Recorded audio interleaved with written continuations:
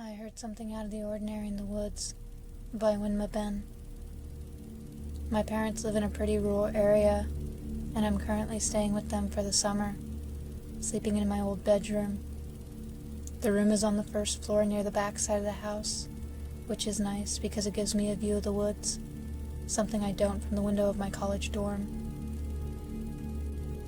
I like sleeping with the windows open because I can get to listen to the crickets and toads, which I always called peepers, throughout the night. It's a soothing sound, and it really helps lull me to sleep. Of course, this being a heavily forested and largely uninhabited area, I hear other animals as well. Sometimes I can hear owls hooting, coyotes howling, even the occasional fisher screeching in the night.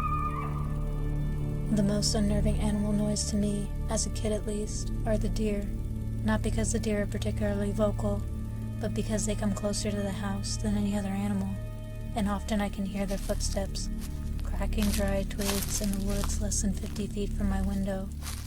However, I grew accustomed, and as I got older, the deer footsteps became just as natural to me as the crickets. That is until the other night. I was up late on my laptop chatting with some college friends on Facebook when I heard the familiar footfall of a deer outside my window, leaves crunching beneath its feet as it moved through the woods.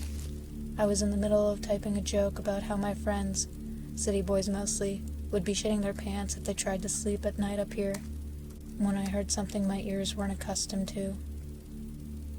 Something that was distinctly different from the norm. I heard a sneeze. Now, if it was daytime or even early evening, this wouldn't be too unusual because sometimes hikers stray from the trail and get lost on our property. But it's 3 a.m. No hiker in their right mind would be wandering the woods alone. Suddenly feeling vulnerable, sitting next to the window with my desk lamp on, I hit the lights and closed my laptop. Peering through my window and straining to adjust my eyes to the dark, I attempt to see who could be out there. The possibilities scrolled through my head. Could it be the neighbor kid? Was he old enough for late-night mischief? Could it be one of my brothers trying to smoke some weed without my parents catching on? Maybe my mind was playing tricks on me, and the sneeze had come from someone in the house. Eventually, the footfalls began again, starting to the left of my window and moving across the woods to the right. Then nothing. No sound. Being slightly more sure that someone was out there at this point, I snuck through the house, trying not to wake anyone, and dug through some cabinets until I found my dad's old handy cam, which I used to play with as a kid. I silently moved back to my room and aimed the camera out my window, careful to cover the spot where the red dot would appear. Once the camera started up, I clicked on the night vision to see if I could get a better look at what was moving around. The night vision didn't have the range I wanted and only picked up on a few details in the woods. Some plants, a fallen tree, and 2 eyes shining from the darkness. I tried adjusting the zoom and focus of the camera to find out what the eyes belonged to, but nothing seemed to work. The night vision wasn't strong enough, I guess. I wish the eyes were all I had seen. I wish I could have just called it a night and chalked it up to my imagination. But right as I was getting ready to put the camera away, the night vision picked up on something else. The upturned crescent of teeth, widening into a smile right beneath the eyes. As I sat in silent panic, the eyes and teeth receded into the woods, and the sound of footfalls slowly faded into the distance.